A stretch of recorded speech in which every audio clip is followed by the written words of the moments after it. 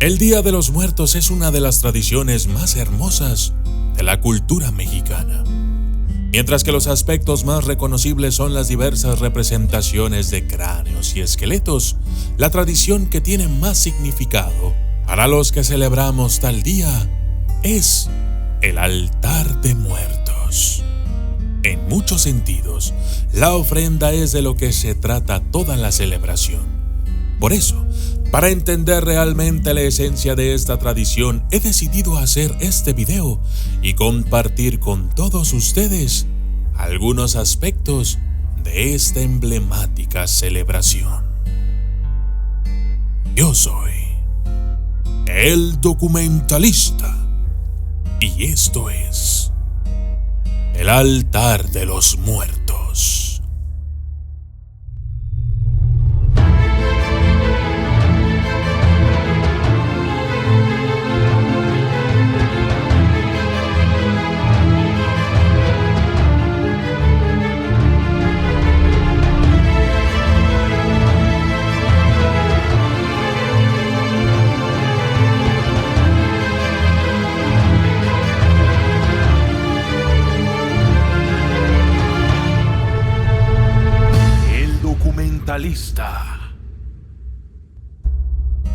En muchos sentidos, el Día de los Muertos es la fiesta mexicana por excelencia porque parece mezclar las tradiciones católicas europeas con las influencias prehispánicas.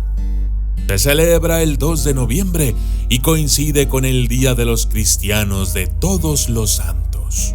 Investigaciones académicas sugieren que la celebración moderna es esencialmente una fiesta católica mezclada con tradiciones propias de los pueblos mesoamericanos.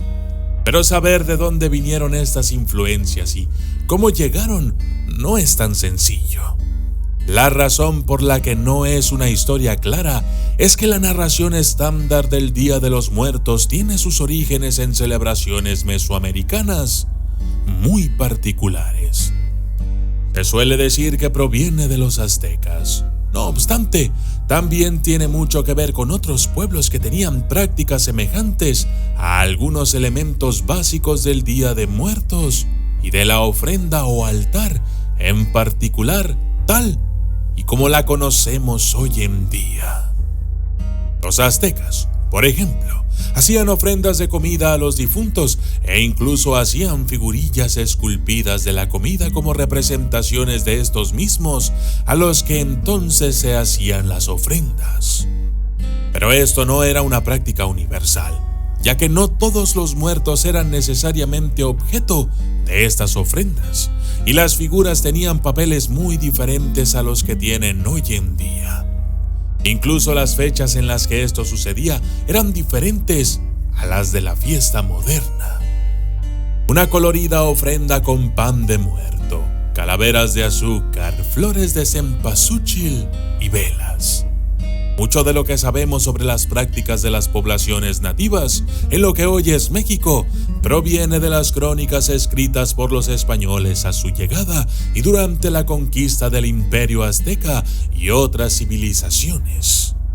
Gran parte de estos cronistas eran sacerdotes o misioneros católicos encargados de convertir a los nativos al cristianismo, como Fray Bernardino de Sahagún, quien, irónicamente, luchaba por comprender estas prácticas y tradiciones que estaba tratando de erradicar. Esta era a menudo la razón por la que se estaba llevando a cabo la investigación, y los escritos servían como una herramienta para ese propósito. Todo esto pone en duda cuánto podemos saber realmente sobre las prácticas de ese periodo y, por lo tanto, ¿qué tanto se pueden rastrear los posibles orígenes precolombinos de la fiesta? Estos escribas solo documentaban aquello que era de suma importancia para sus propósitos o lo que parecía más conveniente. De esta forma es seguro que mucha información se perdió en el camino.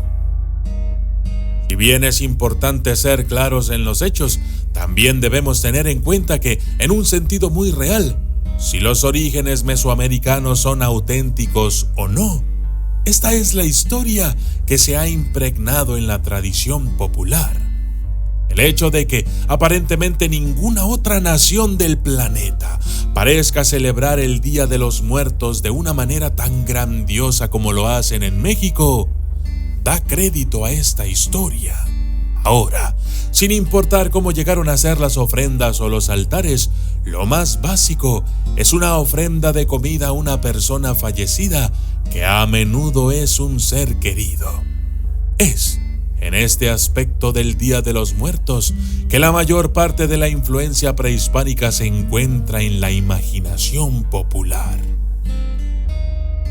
Las investigaciones sugieren que la continuidad entre lo mesoamericano y lo actual es algo imaginario. Sin embargo, ya sea real o no, la forma en que se describe la celebración como descendiente de los rituales prehispánicos definitivamente ha coloreado la forma en que se celebra. Aunque el Día de los Muertos sea celebrado especialmente por la gente católica, este todavía tiene muchos elementos que no son de la doctrina cristiana estándar. Son estos elementos ancestrales los que le dan sentido a la festividad. El altar se deja para que las almas de los difuntos regresen y puedan disfrutar una vez más de sus placeres mundanos. Esto es algo que casi todos los mexicanos podemos identificar y comprender, ya que son todas estas características las que le dan un sabor a la festividad. Una ofrenda típica es un concepto simple. Consiste en un conjunto de elementos que identifican a la persona a la que se dedica el altar, junto con los elementos básicos de la celebración, como el pan de muerto, una tradicional pasta azucarada adornada con figurillas de huesos y calaveras hechas con el mismo pan, azúcar y pétalos de cempasúchil. Los elementos que identifican a la persona son fotografías u objetos personales que le pertenecieron en esta vida, pero también puede incluir alimentos que no sean los tradicionales, pero que la persona en cuestión disfrutaba. Lo más común es que se construyan sobre una mesa que se adornará con un mantel blanco y muchos adornos.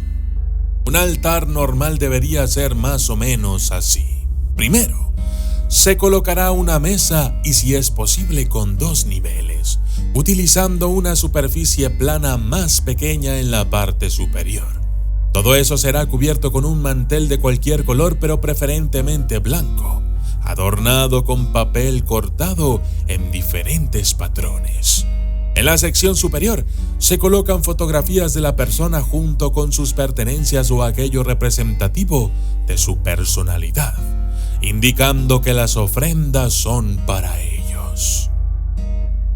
Los artículos personales variarán según la edad del fallecido. Para los niños es común colocar juguetes en el altar. En algunos lugares incluso son recordados por separado como angelitos. Sin embargo, el ritual general sigue siendo el mismo. La parte inferior del altar es donde se colocan las ofrendas. Normalmente esto incluye la cocina tradicional mexicana, como los tamales y el mole, pero también frutas como las naranjas y la caña de azúcar, así como alimentos u otros artículos que representan los gustos particulares de la persona honrada. Se incluirá además una selección de productos alimenticios propios de la época y la tradición, como las calaveras de azúcar y el pan de muerto. De esta forma, si la persona fumaba, es normal encontrar algunas cajetillas de cigarros en el altar. En cambio, si la persona era un profesor, entonces podríamos encontrar libros o plumas. Es importante señalar que ninguno de los elementos tiene un significado particular, ya que el significado de estos elementos solo se adquiere cuando forman parte de la ofrenda. Esto se puede ver fácilmente por el uso de estos mismos elementos en diferentes contextos. El pan de muerto, por ejemplo, aunque solo se elabora alrededor de octubre y noviembre, no tiene ningún ritual específico vinculado a su consumo. Cuando no forma parte de una ofrenda, se come como cualquier otro pan. Los cráneos de azúcar son otro caso interesante. Aunque son una inclusión común en las ofrendas, ese no es ni siquiera su propósito principal. Más bien, se entregan con humor a amigos y seres queridos vivos, a menudo con sus nombres escritos en ellos. La elección de la comida tiene que ver más con el gusto del difunto y con el hecho de ser platos tradicionales mexicanos. Todo esto se debe a que, al final, el alma de esta celebración no es tan complicada. De hecho, en su esencia, es solo una forma de recordar y honrar a nuestros seres queridos, compartiendo una comida con ellos como si en realidad estuvieran vivos. Para algunas personas el altar es todo lo que hay para celebrar este día, pero en las comunidades rurales y en los entornos con más arraigo cultural, el día puede llegar a ser un gran evento. Y aunque parte de esto es un asunto familiar, en muchos casos, toda la comunidad estará involucrada. Yo soy el documentalista. Y esto fue el altar de los muertos.